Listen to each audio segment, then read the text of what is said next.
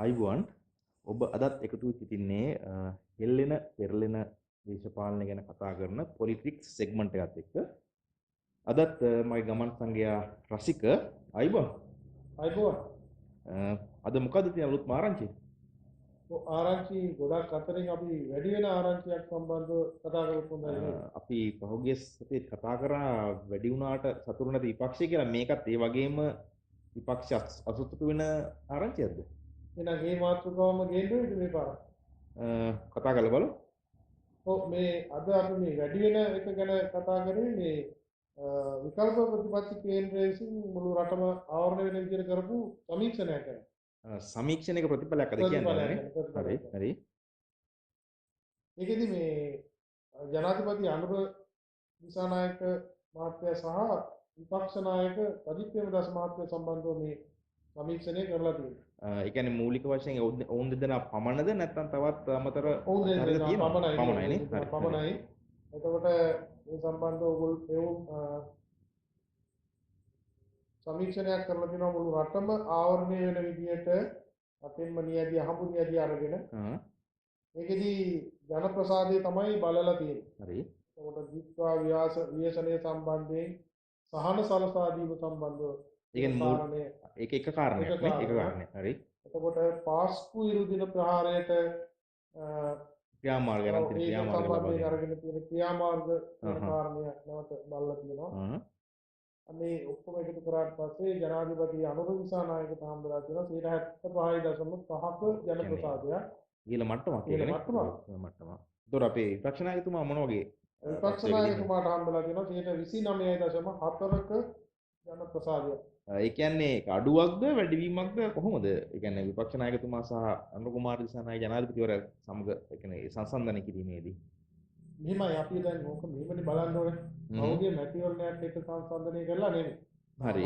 අපිට තියෙන පුරුද්ද නම් ආණ්ඩුවක් අලුත් ආණ්ඩුවක් ඇවිල්ලා ක්‍රමානුකූලව ඉස්සරහට යද්දී ඔව් ක්‍රමානුකූලව ජනප්‍රසාදය අඩු වෙනවා දැකලා තියෙන්නේ.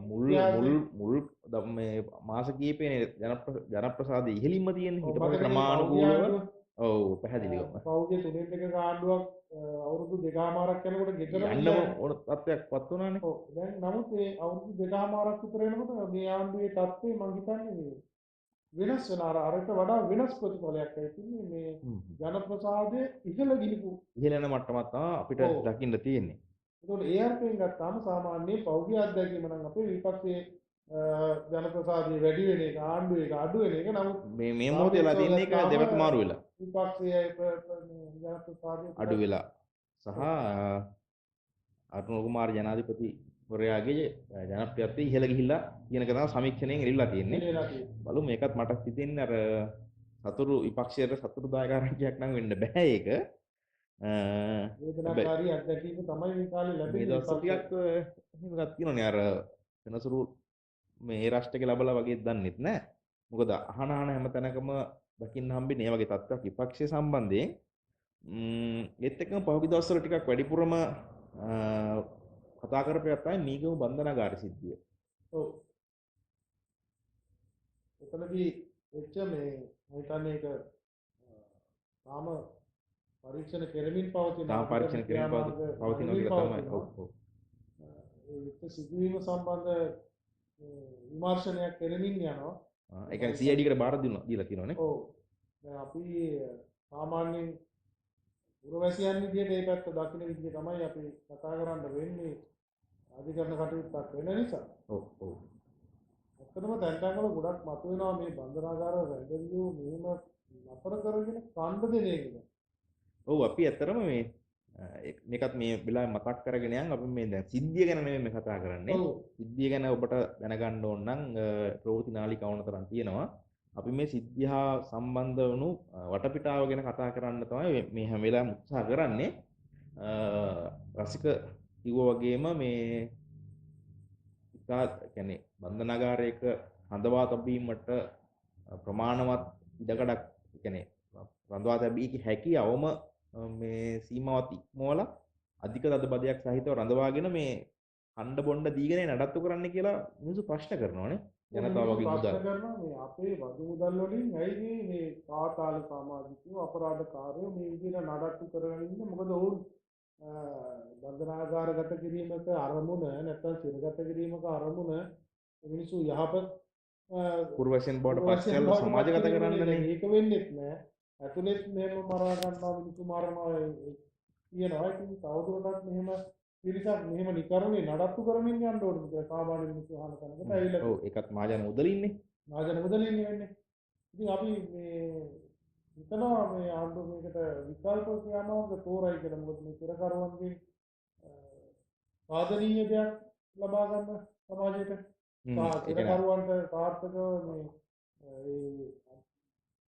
මේ වරදකාරී භවෙන් මිදෙන්න. අවසාන වශයෙන් ගත්තහම වෙන්න ඕනේ වැරදිකරුවෙ කියන්නේ වැරදි වෙන්න පුළුවන් මිනිස්සු අතින්. කවුරුත් එහෙම මේ උපතින්ම වැරදි කරන්න හිතාගෙන ඇවිල්ලා නැහැනේ. සමාජයේ විසින් තමයි ඒ තත්ත්වය නැති කරන්නේ. සහ පහුගිය දේශපාලන වාතාවරණයේම තත්ත්වය බැරෑරුම් කිරීමට දායක වෙන්නේ නැති. එතකොට අවසාන වශයෙන් සිද්ධ වෙන්න ඕනේ යහපත් පුරවැසියන්. තව යෝජනාවක් මම කියන්නේ. ඔව් කියන්නේ. මේ එල්ලුම් ගානකට ගේමු කියලා යෝජනාවකුත් වෙනවා මිනිස්සු අතර නේද? ඒ කියන්නේ ඒක ඒ තරමටම ඒ කියන්නේ මේ තියෙන තත්ත්වය දරා ගන්න බැරි මට්ටමටම ගොඩ නැගිලා කියලා තමයි ඒකෙන් තේරෙන්නේ සමාජයට. උදේ මම දැන් කීපයකම අහන්න ලැබුණා මේ කියන්නේ මේ සාමාන්‍ය මිනිස්සු අපිත් එක්ක අපි කතා බහේ තියෙන දේවල් විවිධ මත තියෙන්න පුළුවන් වැඩ. ඒක මම දැන් කීපයකින්ම අහන්න ලැබුණ මේ එල්ලුම් ගහ නැවත ක්‍රියාත්මක කරමු ඒ සම්බන්ධව ජනමත විචාරණයකට හරි ගිහිල්ලා මේ රටේ මිනිස්සුන්ගේ මතය බලලා මේක ව්‍යවස්ථාවට එකතු කරොත් තමයි ඔය වගේ ලොකු අදහස් ප්‍රමාණයක් සාමාන්‍ය ජනතාව අතරේ ඇවිත් තියෙනවා මේ සිදුවීමත් එක්ක. කියන්නේ මේක ඒ කියන්නේ මේ මරලා හරි කමන්නේ මේ ප්‍රශ්න ඉවර කරන්න කියලානේ ඔය ඉල්ලීම් කරන්නේ මිනිස්සු. හිතා ගන්න පුළුවන් මිනිස්සු කොච්චර පීඩනයක ඉන්නවද කියලා. ඒවා තමයි මේ කාරණා මතුවේ. පැහැදිලිවම. ඒත් එක්කම අර බන්ධනාගාරයේ ගැටලුවේදී එක නිලධාරියෙක් වෙඩි තිබ්බා හෝ තිබීමට සැරසීලා ක්‍රියාමාර්ගයක් ගත්තා. ඔහුගේ එම ක්‍රියාමාර්ගයෙන් හින්දා තමයි මම හිතන්නේ අර කඩාගෙන ඉස්සරහට එන්න තිබ්බ එක නතර වුණේ. ඒ සම්බන්ධවත් සමාජයේ විවිධ කතාවල් යනවා. ඇත්තටම මේ ඒ අවස්ථාවේදී මේ සිදුවීම එළියෙලා බාහිරව ඉඳලා විග්‍රහ කරනවට වැඩිය ඒ අවස්ථාවේ ඉන්න හිටපු මිනිස්සු තමයි දන්නේ ගත තීරණේ හරි වැරද්ද. කොහොමනත් ඒක අධිකරණය හා සම්බන්ධ බැරිච්ච නීති හා බැඳිච්ච කටයුත්තක් නිසා ඒක අපි නීතියට බාර දෙමු.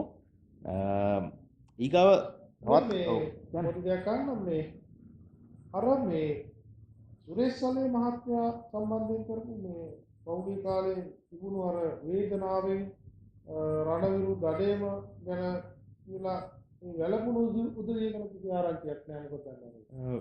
වැලිල්ලාම ගිහිල්ලාද මන්ද වැළපුච්ච එකක්. මේ මන්ද කිසිම ආරංචියක් නැහැ නේ. බෞද්ධ දවසවල උපෝසන කරනවා උපවාස කරනවා.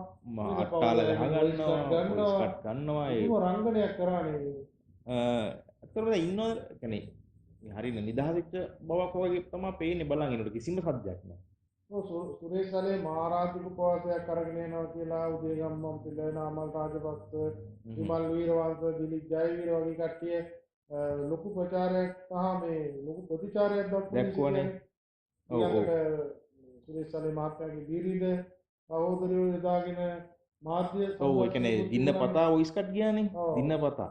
හැබැයි මේ කණ්ඩායම් දැන් මම හිතන්නේ සලේ මහත්මයා ආතෑරලා වගේ වෙන මොකක් හරි අල්ලගෙන දුවනවා. එහෙම දේවල් වෙනව නේද? ඒ කියන්නේ අවශ්‍ය ප්‍රතිඵල ලැබෙන්නේ නැත්නම් ඇතැරලා වෙන තැනකට යනවා වගේ දේවල් තියෙනවනේ. ඒක වෙනස්ම දේශපාලනයක් තියෙන නේද? තමන් නේද?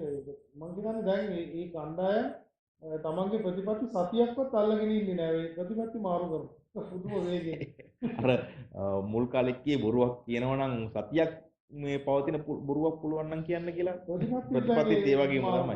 ඇත්තටම මේ දිහා බලන් ඉන්න සමාජයේ මම ඉල්ලීමක් කරන්නේ ඔය වගේ දේශපාලන කණ්ඩායම් වල ඉක්ක වෙන්න යන්න එපා. එහෙම ඉක්ක උනායට වෙන්නේ අන්තිම මොහොතේදී වෙන්නේ ඔය දේ තමයි.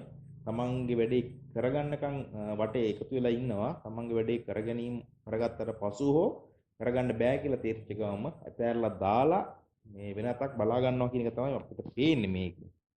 කොහොම වුණත් පහුගිය දවස්වල කරලියේ තිබ්බ සුරේෂ් සලේගේ සිද්ධිය මේ නිශ්චිත මොහොත වෙනකොට යට ගිහිල්ලා තියෙනවා. දැන් උනත් කමන්නේ කරුණාකරලා මේ මාත්‍යව අතරින් එපා ඔබ කියන විදිහට නේද අල්ලගෙන ඉන්න කියලා අපි ඒ උදේ කියමු නැත්තම් යුතුයකමක් විදිහට නේද දැන් සතියේ අතහැරලා දාන්න එපා ඔව් ගෙනාපු උඩ දැක්කහම ඒ කියන්නේ කොච්චර ඉහළකට ගෙනාවද කියපුවම එකපාරට අතාරින්නත් එපා ඉතින්. එපා නේද ඒක තමයි අපි යෝජනා කරමු මේ පැත්තට. ඊට පස්සේ මේ තවත් කාරණයක් පහුගිය සතිය තුලම දිගින් කතා වුණා මේ මොහොතේ කතාව වෙමින් පවතිනවා. විනිසුරුවරුන්ගේ විශ්‍රාම යාමේ වයස ඉහළ දැමීම. ඉහළ දැමීම සම්බන්ධ. ඔව්. ඒ ගැන මොන වගේ අදහසක්ද තියෙන්නේ?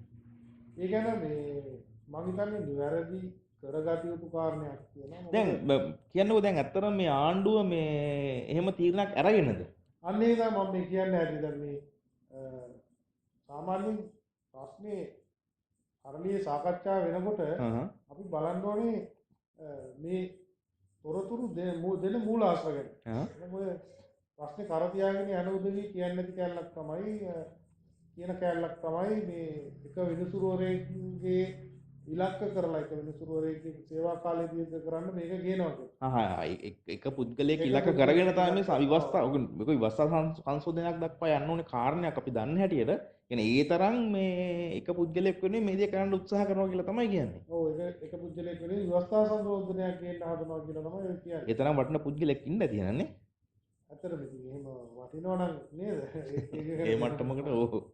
මේ අනිත් කාරණේ තමයි ඇත්තටම ආණ්ඩුව පැත්තෙන් කියවෙන්නේ එක පුද්ගලයෙක් නෙවෙයි සියලුම අධිකරණ වල සියලුම මිනිස්තුරුන් සම්බන්ධව මේ තීන්දුව ගන්න යනවා කියලා. ඒක තාම ගත්ත එකක් නෙවෙයි සාකච්ඡාවේ තියෙන එක. ආ කියන්නේ ආණ්ඩුවම තීරණයක් කරන්නේ නැහැ. දැන් ওই වටේ මේ එක ප්‍රෙස් කොන්ෆරන්ස් තියදී ඇවිද්දට සහ එකතු වෙලා දැන් තමයි කතා කරන්නේ එම්ම තාම තීරණයක් කරන්නේ නැහැ. මේ අදහසක් විතරයි තියෙන්නේ නේ. යෝජනාවක් සාකච්ඡාවක් පමණයි. දැන් මෙහෙමයි එතනදී කතා බහ වුණා දැන් මේ විනිසුරුවරයෙක් බවට පත් වෙන්න අධිකරණ ඒ කියන්නේ නීති ශාස්ත්‍රයේ ඉන්න පුද්ගලයෙක් සැලකිය යුතු වයස් ප්‍රමාණයක් ගත කරනවා. ඔව් ඒත් එක්ක මද්දකින් සම්භාරකුත් මේ සියල්ලත් එනවනේ. එතකොට විනිසුරුවරයෙක් බවට පත් වෙලා ඉතා කෙටි කාලයකින් විශ්‍රාම යනවා නම් ඔහුගේ ඒ අත්දැකීම් පළපුරුද්ද දැනුමත් එක්ක සමාජයට ගන්න තියෙන නීති සේවයට ගන්න තියෙන ප්‍රයෝජනය ගන්න කාලය මදි වෙනවා. ඒ නිසා විවිධ රටවල් වල සාමාන්‍යයෙන් දීර්ඝ කාලයක් විනිසුරුවරු සේවයේ යෙදෙනවා. ඒවත් එක්ක සලකලා අපේ රටේ දැන් විශාල නඩු ප්‍රමාණයක් තියෙනවා. ඒ නඩු ප්‍රමාණයට අත්දැකීම් බහුල නිලධාර මේ නීති විනිසුරුවරුන් අවශ්‍යයි. මොකද මේක ඉක්මනට ඉවර කරගන්න. ඉතින් ඒ නිසා මේ තීන්දුව ගත්ත බව තමයි කියන්නේ සාකච්ඡාවක් තියෙන්නේ කියන්නේ. හරි බලමු ඒකත් මොන වගේ තත්ත්වයකට යයිද කියලා. කොහොම වුණත් මේ ගොඩ ගැහලා තියෙන නඩු ටික නම් ඉක්මනට ඉවර කරන්න වෙයි. මොකද ඒක දල වශයෙන් තියෙන මේ ආරංචිය තමයි ඒක අපරාධ නඩුවක් ෆයිල් කරලා විසඳලා ඉවරනට සාමාන්‍යයෙන් ලංකාවේ අවුරුදු 10ක් විතර ගත වෙනවා කියලා. ඉතින් ඒක දැන් අපිට තියෙනවානේ සමහර අධ්‍යයනයකින් ඔය ළමයි සම්බන්ධ නඩු ළමයි සම්බන්ධ ළමයින්ට එළි වෙන අපයෝජන දූෂණ සම්බන්ධ නඩු පෞද්ගලික කාලේ තිබුණ අත්දැකීම තමයි මේ නඩුව අහලා ඉවර වෙනකොට ඒ ළමයා වැඩිහිටියෙක් වෙලා ඒ ළමයාට දරුවොත් හම්බෙලා මේ තත්ත්වයට ඇවිල්ලා දැන් නඩුවට පෙළී ඉන්න බෑ වෙන ප්‍රශ්නයක් එයාගේ විවාහ ජීවිතේ දරුවන්ගේ සමාජ ජීවිතේ මේ ඔක්කොම බලපානවා. ඒ නිසා මේකයි මනින් නඩුවක් කෙනෙක් ඉක්මනින් අවසන් වෙලා වරදකරුවෙකුට නම් දඬුවම් හිමිවීම සහ නිවැරදි කරුවෙක් නම් නිදහස් වීම කියන එක ඉක්මනින් අවසන් වෙනවා නම් ඒක වෙනවා නම් හොඳයි. ඔව් ඇත්තටම මේ ඒ වගේ සෝචනීය අත්දැකීම් තමයි තියෙන්නේ. මේ සමහර ලාවට මේ නඩුව ඇදෙන්න කාලයක් යනකොට ඒ පැමිණිල්ල කරපු පුද්ගලයාට සමහර ලාවට මේක එපා වෙලා ඉසරදයක් වෙලා ඔහු අන්තිම නඩුව ඉල්ලාස් කරගන්න අවස්ථාවක් තියෙනවා. ඒ කියන්නේ ඒ තරම් කාලයක් මේ නඩුවක් ඇදෙනවා. ඉතින් ඉතා ඉක්මනින් මේ නඩුව ඉවර වෙන්න ඕනේ. ඒකට එක උපක්‍රමයක් විදිහට පාවිච්චි කරන්න පුළුවන් ඇති. ඔය විනිසුරුවරුන්ගේ වයස ඉහළ දමලා උන්ගේ පළපුරුද්ද පාවිච්චි කරලා මේ නඩු ඉක්මනට ඉවර කරන එක. හරි. ඊගාවට ආයෙත් අර කුඩා කණ්ඩායම් කීපයක් හිටියා. ආයෙ ඛේද වචක ඒගොල්ලන්ට. කල්ලි කණ්ඩායම් වලට. කල්ලි ගහන කොළු රෑන කියන්නත් බෑ. දැන් මේ කල්ලි ගහන වයසක රෑනක් තමයි මේ. ඒ වගේ තමයි පේන්නේ. කොළු කාලේ කරපු ටික දිහා බැලුවම නම් පේන්නේ මේ ඔය දන්නවා ඊජිප්තුවේ මේ ජාතිවාදී පක්ෂ තහනම් කරලා තියෙනවා. ඒ කියන්නේ ජාතිවාදී පදනමෙන් පක්ෂ මේ ආරම්භ කිරීමව පවත්වාගෙන යන්න බෑ. ඇයි දන්නේ එහෙම කරලා දෙනවා හිතෙනවා කොහොමද කියලා. නිශ්චිත කණ්ඩායමක් ඉලක්ක කරගෙන. හැබැයි මේ ලංකාවේ නම් එහෙම නෑ. ලංකාවේ එහෙම තත්ත්වයක් නෑ. ඉතින් ඒ වගේ ජාතිවාදී පදනම් මත පිහිටවාගත්ත කුඩා පක්ෂ ඉතා විශාල සංඛ්‍යාවක් තියෙනවා. ඒක හැබැයි මේ පහුගිය මැතිවරණ කීපෙම අපි දැක්ක දෙයක් තමයි ඔය ජාතිවාදී කියන්නේ නැති වෙලා ෂේ වෙලා කියන්නේ. ඔව් අන්නේ එතන තමයි සාකච්ඡාවට ගන්න ඕනේ. දැන් පහුගිය ඔබට මතක නම් පහුගිය මේ ජාතික ජනබලවේග ආණ්ඩුවට කලින් තිබ්බ හැම ආණ්ඩුවකම ආණ්ඩුව පිහිටවීමේ ප්‍රධානම සාධකය වුණේ ඔය ජාතිවාදී සුළුතර පක්ෂ. සමහරවිට පක්ෂයේ ඉන්නෙම මේ 3 දෙනෙක් විතර. ත්‍රිවිල් පක්ෂ කියන්නේ. ඔව් දැන් ඔය ආණ්ඩුව ඊට පස්සේ මෙහෙවන්නේ ඒ පක්ෂ වලට අවශ්‍ය කරන ඒ අවශ්‍යතාවන් මත තමයි බොහෝ විට ගොඩා මේ ඉතා ප්‍රබල අමාත්‍යාංශ සියල්ලම ගන්නෙ එම කුඩා පක්ෂ. හැබැයි මේ ජාතික ජන බලවේගයට මතකයිනේ ඉතින් අපිට නේද හැමදාම තොණ්ඩමන් ආණ්ඩුවේ හිටිය තොණ්ඩමන් පරම්පරාවම ආණ්ඩුවේ එතකොට බදුරුදීන් තාම ඉන්නවා. මනෝ ගණේෂන් කාලයක් තිස්සේ ඊට දිගම්බරන් ඒ පැත්තෙන් ඉන්න වඩවිල් සුරේස්ලා ඉන්නවා. ඉතින් රාව් ෆකීම් එතකොට දැන් මේ ඔවුන් ඔක්කොම මේ මොහොත වෙන විට සම්බන්ධ වෙලා හිටියේ සමග ජන බලවේගයත් සමග. හැබැයි මේ මොහොත වෙනකොට ඔවුන් සමග ජන බලවේගයෙන් ගැලවිලා ඇවිල්ලා වෙනම එකතුවක් සන්ධානයක් හදාගෙන තියෙනවා. ඔව් මලයගම් ප්‍රජා නියෝජනය කරන දේශපාලන කණ්ඩායම් සහ මේ උතුරු නැගෙනහිර නියෝජනය කරන දේශපාලන කණ්ඩායම් ඒකම මුස්ලිම් කණ්ඩායම් විදිහට මේගොල්ලෝ මේ බෙදිලා හිටියේ. අමුතු සන්ධානයක් හදාගෙන ඉන්නවා. ඔව් ඒ කණ්ඩායම් තමයි හදාගෙන තියෙන්නේ. ඉතින් ඕකේ මෙහෙමයි මේ කෙනෙකුට සතුටු වෙන්න පුළුවන්. හූ සජිත්ට ඇති නේද කියලා වගේ අදහසින් සතුටු වෙන්නත් පුළුවන්. හැබැයි අපි ගන්න ඕනේ කොටස නෙවෙයි කියලායි මට හිතෙන්නේ. ඔව් දැන් මේ ජාතික ජන බලවේග ආණ්ඩුව යටතේ අපි දැක්ක ජන සංයුතිය බෙදිය අමව නැත්නම් ඡන්ද මේ කියන්නේ මන්ත්‍රීවරු තෝරාපත් වීම ගත්තාම මේක ඇතුලේ මේ අර සංස්කෘතික හෝ නැත්නම් ඔය කියන ජාතිකත්වයන් මුල් කරගත්ත ක්‍රමයක් නෙමෙයි. බෙදිලා ගියපු තත්ත්වයක් තිබ්බා. එතකොට අර ප්‍රජාතන්ත්‍රවාදී ගතියක් ඒක ඇතුලේ තිබුණා.